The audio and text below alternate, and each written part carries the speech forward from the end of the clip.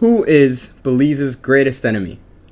It is not Guatemala, and I'll prove it to you. The goal of today's video is to talk about the real threats to Belizean sovereignty.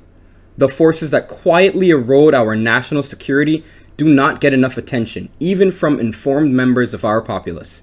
Sudden calamities like flash floods, hurricanes, or invading armies may be more compelling to a nation who's only known peace, but the consequences for inaction are the same.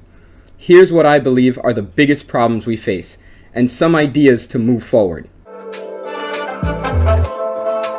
I briefly mentioned Guatemala, our closest geographic neighbor that maintains a territorial claim over much of Belize.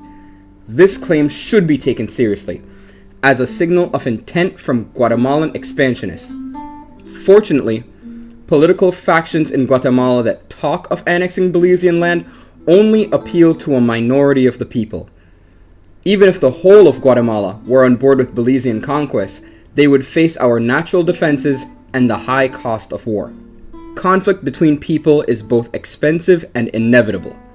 The value of human life is a philosophical discussion that we will not be having today. But even when we shift our focus to the financial cost of war, we notice some eye-watering figures. To justify a war, there must be a moral and strategic reason. Something that aggressors can say, this made the carnage worth it.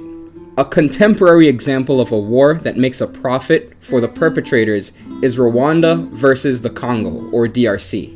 While Rwanda on paper is not invading the Congo, the paramilitary group M23, which is funded by Rwanda, is. Thousands of lives lost, and hundreds of thousands of people have been tragically displaced. But the war remains profitable for the invaders because the mines of the Congo continue to produce valuable cobalt. When the wealth of a nation is largely pulled from the ground, the relative value of the people living there decrease. Another, more famous war going on right now is between Russia and Ukraine. This war was, at least in theory, supposed to be strategically beneficial for Russia. Despite the lack of highly lucrative mines, Russia still planned on earning a profit from taking Ukraine, having new territory, a larger population, more secure borders with Europe, and better ports were some of the tangible benefits, while the real prize would be global prestige that would harken back to the Soviet era. Things did not go this way for Russia, but at least, in theory, they could have benefited from this invasion. Now we can look back at the Belizean-Guatemalan dispute. We find that unlike in Russia's case, the invasion of Belize would not have been profitable even on paper.